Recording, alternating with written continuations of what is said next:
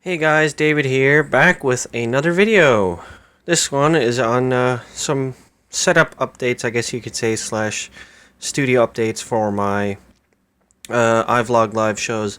As you can see here we have my Mackie Mix 8 audio mixer, 2 XLR and 2 quarter-inch mono. Well, the XLR is stereo, but these are for your, like I say, a guitar or something. And you have 2 XLR, and then you have 2 stereo inputs here, which are quarter-inch. That is going to the CD player over here.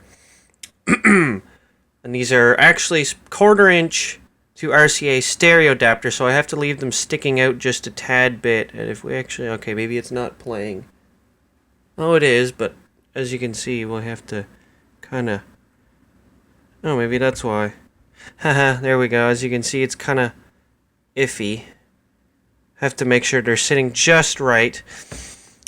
And normally this cable would be here, but because I've been using my Shure SM58 with Skype, I'm using that to go to the line input. As normally there'd be another cable here which would feed to the input, and that would go input of the computer, and that would be on the output going to 3 and 4. But like I said, I've been using the microphone with Skype, so that's feeding the line in of my computer down there. I'm going to end up getting another one of these cables probably this weekend, so that can go there, and I can just use that as the output cable and leave the other one, my other RCA to 3.5mm, plugged into my amplifier. And as always, microphone is on 1 with the EQ set to about, I'm going to say 2 o'clock on the microphone channel. These ones don't actually really need to be turned up as high as they are, so we'll just adjust those. And you've got your aux send here, which is here. You've got aux send, aux return. That's a stereo out, I do believe, or mono. One of the two, I don't quite remember. And obviously I have my headphone adapter for my Sony headphones. Wherever I put those, I do not know. But I also finally own a mic stand. I had to buy a clip, obviously, because these mic stands do not come with them. Everything else is pretty well the same as always. You know, I got my lovely blue LED backlit keyboard. You can't quite see because the flash is on my phone. I don't find it bright enough in here, so I use the flash to help brighten up stuff a bit. And, you know, trackball as always. I also recently purchased a couple CDs. The Spin Doctor's A Pocket Full of Kryptonite. I purchased that today, as well as Matchbox 20's Mad Season. And I purchased these 2 cassettes about a week ago. Tragically Hip Road Apples and the Tragically Hip Up to Here, both of which are loaded up in the cassette deck right now. Actually, if I push the 2 main button, turn that off, you'll see there is a level coming in from the tape deck currently. So we'll actually turn the CD player and the tape deck off. I do need to eventually figure out a better placement for the CD player and tape deck, as it'd be nice to have them right close to make it easier for doing shows and all that.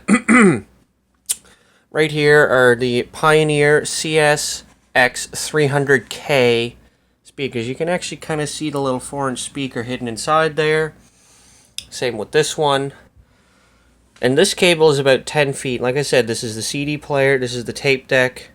It's just easier to use that since you have your 2 control room slash headphones out, which is perfect for queuing a tape while you have something, say, coming in through one of the other 2 channels.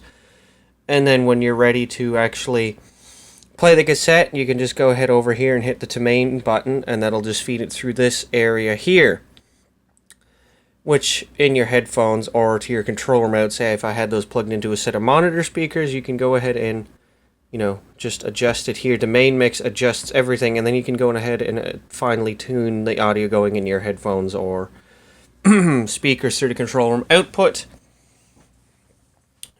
You know, as you can see, we obviously still have the JVC TDW209 double cassette deck, the XL F207 5-disc carousel changer, and the RX509V amplifier, which is set to VCR right now, as that is what is feeding audio for getting the audio from my PC.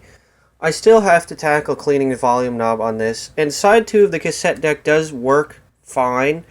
Side 1 needs a little oil on the capstan rollers and possibly some bearings. Now, like I said in a previous video, this is for that set of wireless speakers actually sitting over here on the floor. I still haven't quite figured out a use for them. On the back of this, you can see all the various knobs and inputs that you use.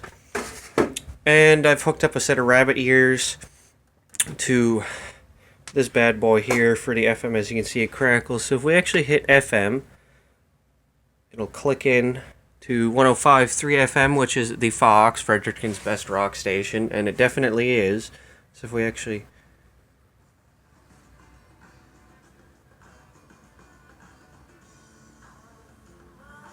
Sam Roberts, Brother Down. And then if we go ahead and push one of these, this button here, that'll change over to another thing. And it's definitely